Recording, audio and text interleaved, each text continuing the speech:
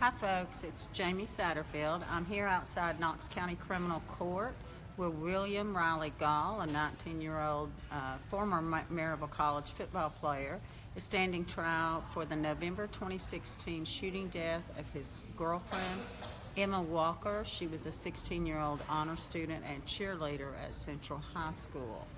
Today, this is the fourth day of this trial, and today jurors heard from two friends of Riley's. They were his best friends, Isaac Ewers, I think I'm saying that right, and also Alex McCarty. These two young men described how 2 days before Emma was found dead, Riley had told them that he had been kidnapped, and we now know that that's not true and that that was part of a ruse to get Emma to come outside and talk to him. Emma and Riley were in a tumultuous relationship that was on and off, and they were constantly fighting. Emma had been grounded essentially from seeing Riley, so he had cooked up this kidnapping scheme as a way to get her to come out and talk to him. And that was on a Friday night. So on Saturday, according to the testimony from these two young men, Riley told Alex that he had stolen his grandfather's gun. He was still claiming that he had been kidnapped, and he told him that he was afraid and needed it for safety. Well, Alex wasn't buying it, and neither was Isaac. Both of them testified that they knew that Riley lied a lot. They didn't really believe the kidnapping claim. Of course, they, just like all of Emma's friends, were advising him to just stay away from her. And of course, Emma's friends were telling her the same thing. But then on Sunday night, no, let me take that back. On Monday, after Alex McCarty learned that Emma had been killed, he says that Riley talked to him about needing to get rid of this gun that he had. And Alex said, he said the police would find a way to put it on him if they found the gun at all.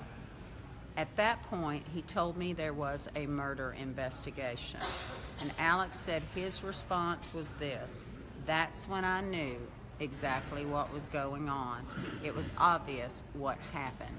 So Alex told the jurors that he believed that Riley was involved in Emma's death at that point, and he contacted the police about the fact that Riley had this gun. Alex was also worried about Riley killing himself as well, I should say that, but he said that he was convinced after this encounter with Riley that Riley had something to do with Emma's death.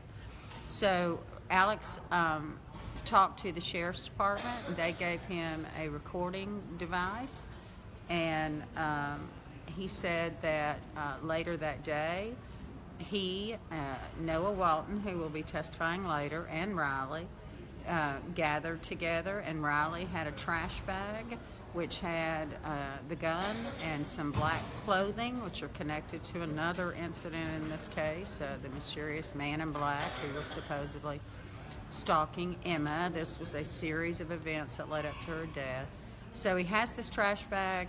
They go to the Bluffs, which is over by University of Tennessee, with the intent, Riley is going to dump this bag into the Tennessee River.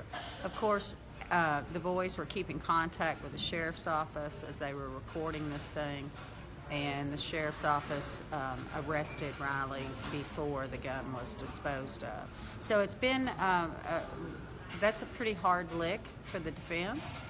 The defense's theory in this case is that Riley did not intend to kill Emma, that he had fired through her bedroom wall, believing that the bullet would not travel through the wall, and instead had only intended to scare her so that he could then show up and be her rescuer.